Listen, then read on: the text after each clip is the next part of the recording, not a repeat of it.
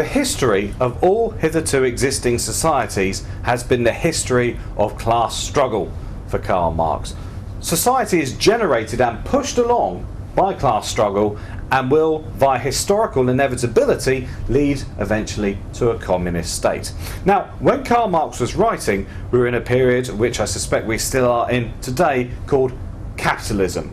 In a capitalist society, there are just two classes: the bourgeoisie on the one hand and the proletariat on the other. The bourgeoisie own the means of production. The proletariat own nothing but their own labour. So the bourgeoisie control the proletariat by employing them, but also we'll see they also control the proletariat via the government and via the control of ideas. The only way out of this, for Marx, is for a revolution to overthrow the system and a communist society.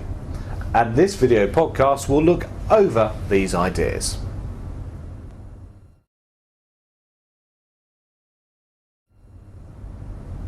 The first way in which the bourgeoisie control the proletariat is in the workplace. Now, Marx says it's our species being, it's what we do as humans to produce things, to make things. Now, left to our own devices, we would probably be quite creative about this, quite expressive.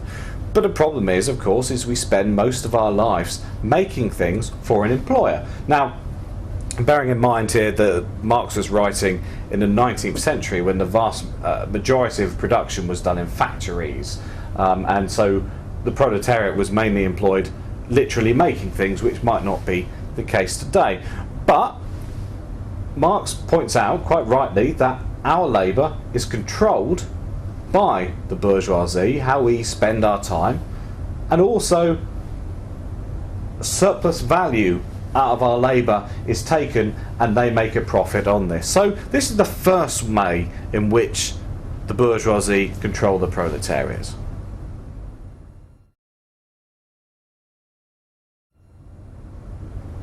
Now, the next way in which the bourgeoisie control the proletariat in a capitalist society is perhaps of more interest to us as political philosophers, and that is the manner in which they control the state and they control government. Now, we generally believe, I suspect, that the government is elected and we elect it on a particular programme, and then it does more or less what we want it to do in some way. The state overall, sometimes we think, is neutral between different political parties, different political opinions, or different interest groups. Now, Marx has no time for this whatsoever. The state and the government will always govern in the interests of the dominant class. Now, this might be because the dominant class puts members of its personnel in crucial positions, or it might be just because the structure of a government is naturally going to govern in favour of the dominant class. Now, even when we have policies which appear to be of benefit to the proletariat and against the interests of the bourgeoisie, take for example the development of a welfare state and an NHS in the 40s in England. It's taxed upon wealthy members of the bourgeoisie perhaps and presents a benefit to members of the proletariat. This, for Marx, is just a set of policies which massages capitalism.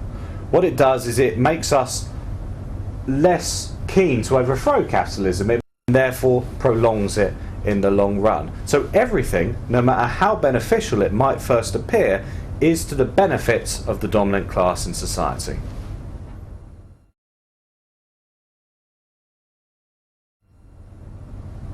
The third way in which the bourgeoisie control the proletariat is the most sophisticated way for Marx, and that is that the owners of the means of production of things also control the means of production of ideas.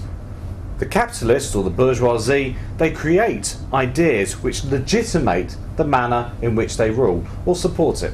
Take, for example, the idea of nationalism. This, for Marx, is developed by capitalists, because if the English dislike the French and the Italians dislike the Germans and there's battles between them, then this means that the member of the working class doesn't see that their common cause with the Germans, the French and the Italians is against the dominant class. So consequently, nationalism is an idea invented by capitalists to protect their position, or as Marx calls these ideas, an ideology. Other ideas are examples such as democracy, the idea that we go to the polling station and select the government, when in actual fact whatever government you choose is going to support the dominant class. Again, an ideology, a false belief. If you believe in a democratic system, you're fooling nobody but yourself. Intriguingly, there is one idea which he says does not come from the dominant class, but actually comes from a subservient class, and that's the idea of God. The idea of God is created by a subservient class in order to heal its pain, in order to make it feel better and more hopeful about its life.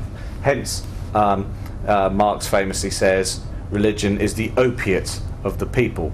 It's not created by the dominant class, but it's created in fact by a lower class in order to ease its pain. But it is nevertheless a false belief. So this is a third way in which the bourgeoisie control the proletariat. They control them in the workplace, they control them by controlling the government, but they also control them by creating these ideas which legitimate and back up bourgeois dominance.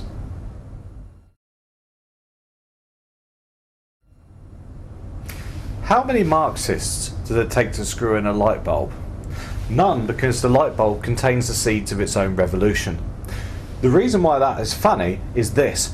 Marx says that this bourgeois dominance over the proletariat will create the seeds of its own downfall.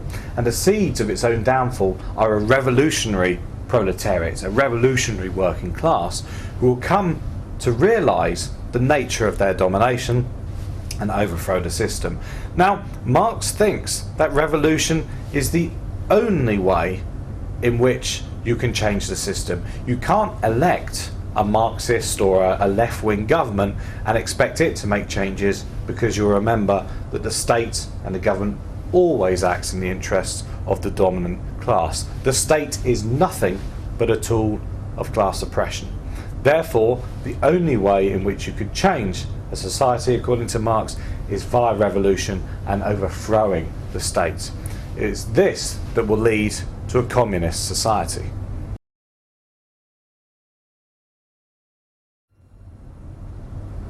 So once we've had this revolution, what will the nature of a communist society be?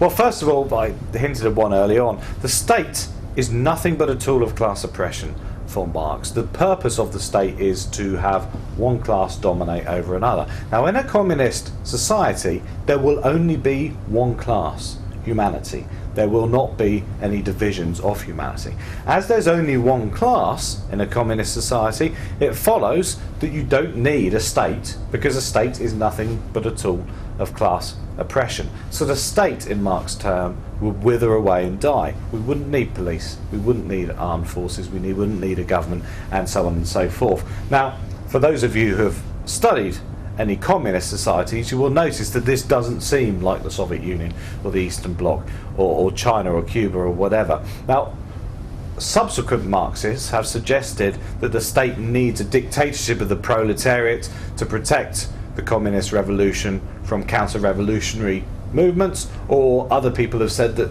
you need a strong state to protect it from bourgeois governments outside. But Marx is clear on the point. The state will wither away and die. There will be only one class. There will also be no property whatsoever. No private property. Private property is a bourgeois concept. But the most important thing, I think, about a communist society for Marx is the nature of work. You'll remember at the beginning of this video podcast, I said that the first way the bourgeoisie control the proletariat is in the workplace.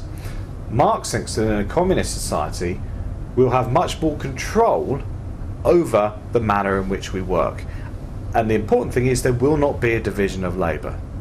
We will realise, all of us, that there are certain mundane tasks which need to be done, and we'll all do our fair share of these, but we'll also, all of us have the potential to be poets, all of us have the potential to be artists, and so on and so forth. There will not be any group of people who do specifically mundane work or who do specifically interesting work. The division of labour will be at an end. So the nature of a communist society will be that of a classless society with no state, and we have much more control over our own productive outputs.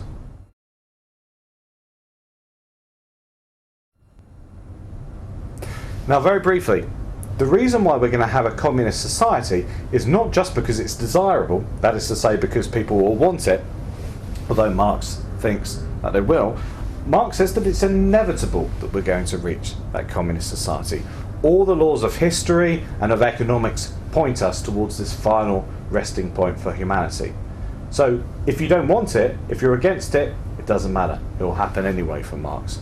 Now this is the thing. Think briefly back to Plato.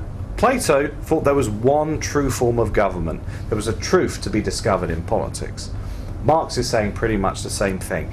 If you uncover the truth of the historical inevitability of communism, then you found the one permanent form of human government and human society.